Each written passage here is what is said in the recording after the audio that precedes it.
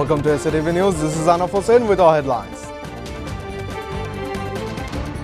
Tareq Rahman included in voter list. DMP delegation meets CEC, urged to take strong action against AI propaganda. After Tasneem Zara, Tasneem Zabin resigns from NCP. Quiet election race. Osman Hadi's killers fled to India, admits DMP. Charge sheet will submit within 7 to 10 days. Now in details. BNP Senior Joint Secretary General Ruhul Kabir Rizvi has said the party's acting chairman Tareq Rahman will contest the upcoming national elections from whichever constituency he deems logical, as his popularity knows no bounds. Speaking to reporters after paying tribute at the grave of party founder Ziaur Rahman in Sher-Bangla Nagar, today Rizvi said Tareq Rahman's leadership has been embraced nationally, marking him eligible to run from any part of the country. The visit to Mausoleum was organized to mark the 47th founding anniversary of Jazas, the cultural wing of the BNP. Rizvi noted that while it is logical for Tareq Rahman to contest the polls from a seat in the capital, it is equally significant for him to represent Bogura, the birthplace of his father, former President Ziaur Rahman. Tareq Rahman is the primary symbol of inspiration for voters across Bangladesh. Whether it is Dhaka or Bogura, his candidacy will face no barriers to his immense public acceptance, Rizvi said.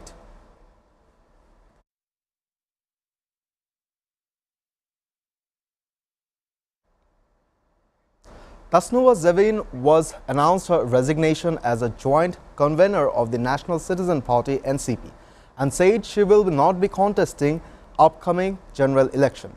She made the announcement in a Facebook post today, objecting to the political party's potential move to form an alliance with the Jamaat-e-Islami. Last night, NCP leader Tasneem Zara resigned as the party's senior joint member secretary and announced that she would contest the upcoming election as an independent candidate from Dhaka 9. The move comes from 30 leaders of the NCP formally objected to the party's reported move to forge an electoral alliance with the Jamaat-e-Islami-led 8-party alliance, submitting a letter of protest to NCP convener Nahid Islam.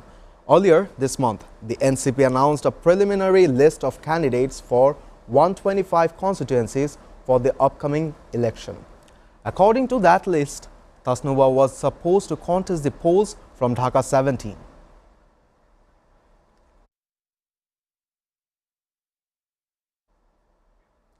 The Dhaka Metropolitan Police has admitted that 2 men directly involved in the murder of Inqilab Mancho spokesperson Sharif Osman Hadi have fled to India. Speaking to the media today, DMP Additional Police Commissioner, Crime and Operation SNMD Nazrul Islam said the 2 accused are Faisal Karim and Masood and MD Alongir Sheikh. He added that police expect to submit a charge sheet within the next 7 to 10 days in the murder case of Sharif Osman Hadi. Earlier, on 12 December, Hadi was critically injured after he was shot in the head in broad daylight in Dhaka's Pulton area. He was later taken to hospital in Singapore for advanced treatment, where he died on 18 December. Hadi's funeral was held 20 December at the South Plaza of Jatiya Sanshad, with hundreds of thousands of people in attendance. Since his death, supporters of Inqilab Mancho have been holding protests across the country, demanding the swift arrest of those responsible and accountability for alleged negligence by law enforcement agencies.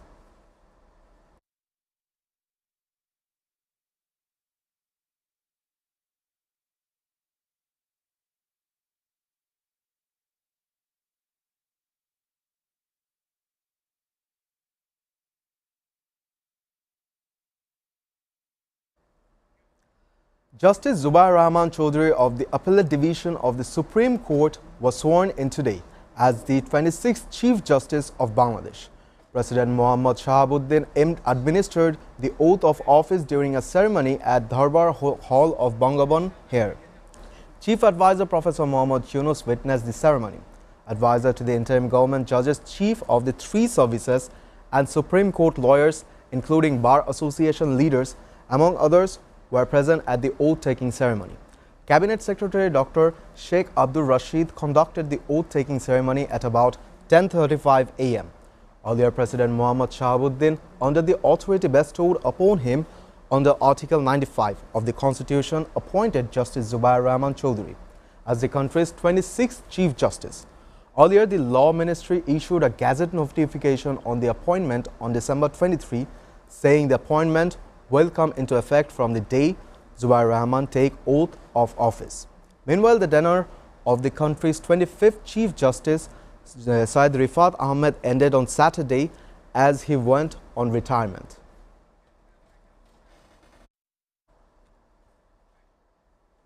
Viewers, we are taking a short break. Stay with us.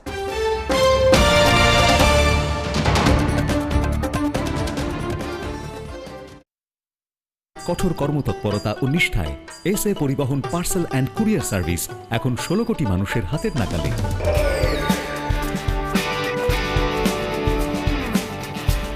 দীর্ঘ 30 বছর ধরে বিশ্বস্ততা ও দ্রুততার সাথে সেবা দেওয়ায় গ্রাহক সেবায় এখন শীর্ষে।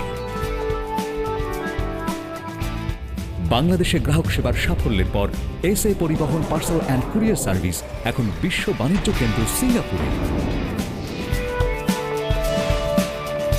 আপনার যে কোনো পণ্য সিঙ্গাপুর থেকে বাংলাদেশে বুকিংয়ের জন্য যোগাযোগ করুন। এসএ পরিবহন private limited, logistics parcel and courier service, 22 Roberts lane, Singapore 218302। Phone 0065 629 24900।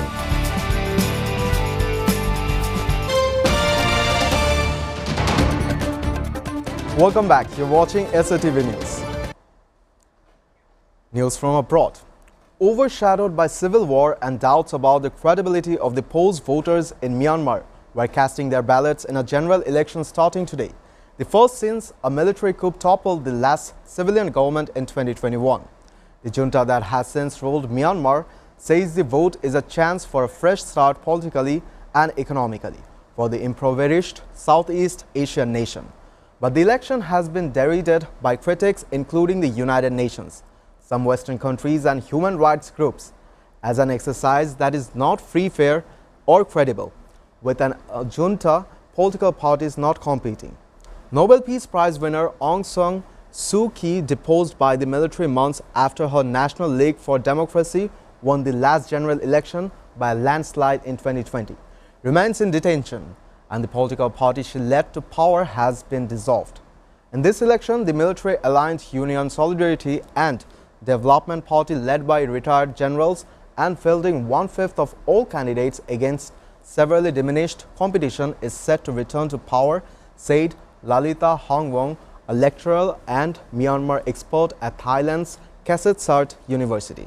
The junta's election is designed to prolong the military's power of slavery over people, she said.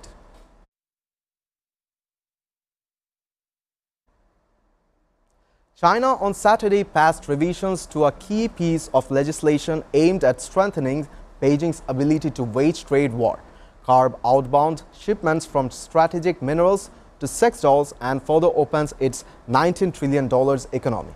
The latest revision to the foreign trade law, approved by China's top legislative body, will take effect on March 1, 2026, state news agency Xinhua reported on Saturday. The world's second-largest economy is overhauling its trade-related legal frameworks, partly to convince members of a major trans-Pacific trade bloc created to counter China's growing influence that the manufacturing powerhouse deserves a seat at the table, as Beijing seeks to reduce its reliance on the U.S. Adopted in 1994 and revised 3 times since China joined the World Trade Organization in 2001. Most recently, in 2022, the foreign trade law empowers policymakers to hit back against trading partners that seek to curb its exports and to adopt mechanisms such as negative list to open restricted sectors to foreign firms. Angola and Namibia have agreed to accept the return of illegal migrants and criminals after the British government threatened visa penalties for countries refusing to cooperate, the UK Home Office said late yesterday. The Democratic Republic of the Congo has been stripped of fast-track visa services and preferential treatment for VIPs and decision-makers after failing to meet Britain's requirement to improve cooperation, the Home Office said. Home Secretary Shabana Mahmood said Britain could escalate measures to a complete halting of visas for the DRC unless cooperation rapidly improves. We expect countries to play by the rules. If one of their citizens has no right to be here, they must take them back, the Home Secretary added.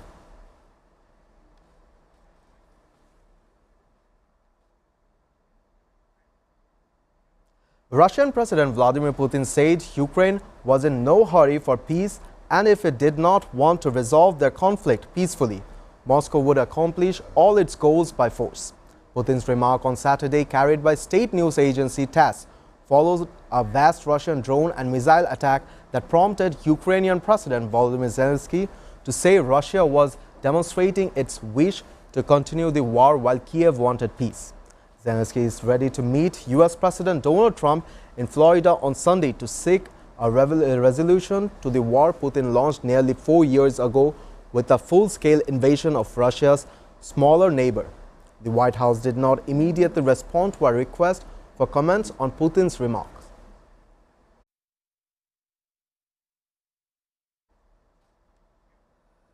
Ukrainian President Volodymyr Zelensky and U.S. President Donald Trump will meet in Florida on Sunday to hammer out a plan to end the war in Ukraine, but face major differences on crucial issues and provocations from Russian airstrikes. Russia struck Kiev and other parts of the war-torn Ukraine with hundreds of missiles and drones on Saturday, knocking out power and heat in parts of the capital. Zelensky called it Russia's response to the ongoing U.S.-brokered peace efforts.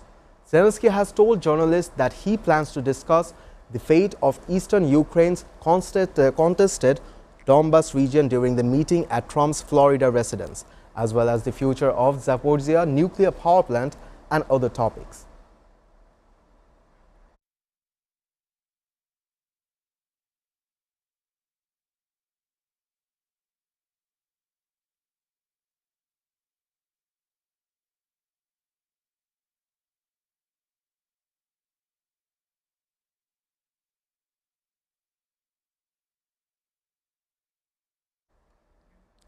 Canadian Prime Minister Mark Carney on Saturday announced an additional $2.5 billion of economic aid for Ukraine. The assistance will help Ukraine unlock financing from the International Monetary Fund. Carney said during an appearance with Ukrainian President Volodymyr Zelensky, who also spoke briefly to reporters.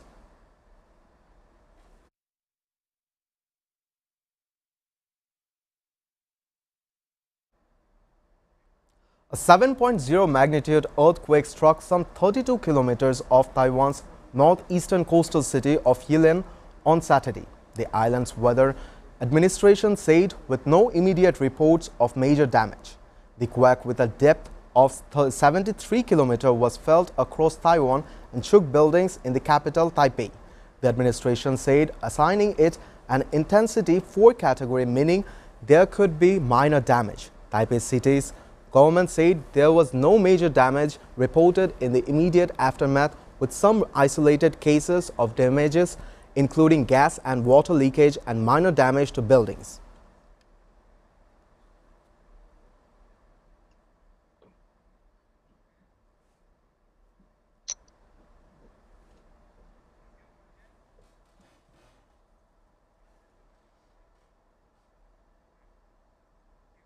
Before ending, we go through the headlines again.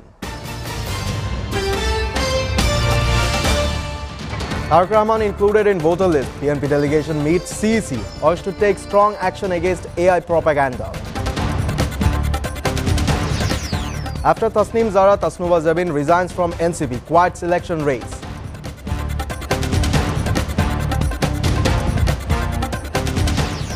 Osman Hadi's killers fled to India, admits DMP. Charge sheet will submit within 7 to 10 days.